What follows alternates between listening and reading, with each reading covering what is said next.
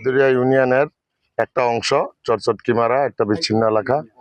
আমরা ইনশাল্লাহ আজকে সারাদিন প্রতিটা বাড়ি বাড়ি ঘরে ঘরে গেছি, সকলের সাথে আলাপ করছি। ইনশাল্লাহ আমাদের ভালো সারা আছেন।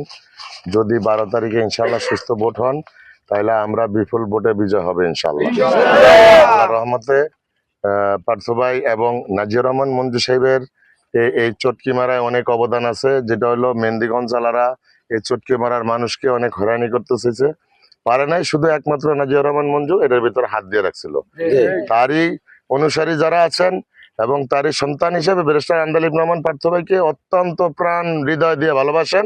আজকে অনেকের সাথে যোগাযোগ করে দেখলাম, সাক্ষাৎ করে দেখলাম যে পার্থ ভাই যদি ইনশাল্লাহ বলার ছেলে হিসাবে, মঞ্জু মিয়ার ছেলে হিসাবে, এদের কথা হলো যে আমরা অন্য বিকল্প কিছু বুঝি না, সে মঞ্জু মিয়ার ছেলে, এটাই যথেষ্ট। কারণ মঞ্জু মিয়ার অনেক উন্নয়নের এই চরচটকিমারার সবচেয়ে বড় উন্নয়নই মঞ্জু মিয়ার। মঞ্জু মিয়ার সন্তান হিসাবে আমরা তাকেই ভোট দিব, এটা সবাই সারা। ইনশাল্লাহ আশা করি যদি 12 তারিখে সুস্থ ভোট হয় এবং ওনারা ভোট দিতে পারেন তাহলে এই চরচটকিমারা থেকে পার্থ ভাই বিপুল ভোটে বিজয় হবে ইনশাল্লাহ।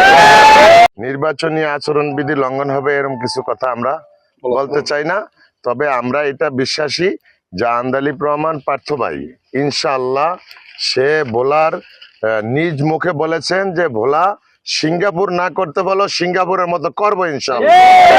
তাইলে আমি আর বেশি কিছু বাড়াইতে চাই না। আমাদের নির্বাচনী আচরণ বিধি লঙ্ঘন হবে বা আমরা কাউকে আশ্বাস দিয়ে ভোট নিব এমন কোনো ইয়ে আমাদের নাই।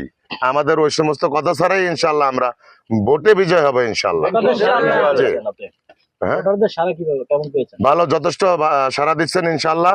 যত ঘরে ঘরে ঢুকছি সবাই বলতেছে যে আমরা মঞ্জু মিয়ার সন্তান, পার্থ সাহেব মঞ্জু মিয়ার সন্তান, আমরা তাকেই ভোট দিব, এটার ভিতরে কোনো সন্দেহ নেই ইনশাল্লাহ।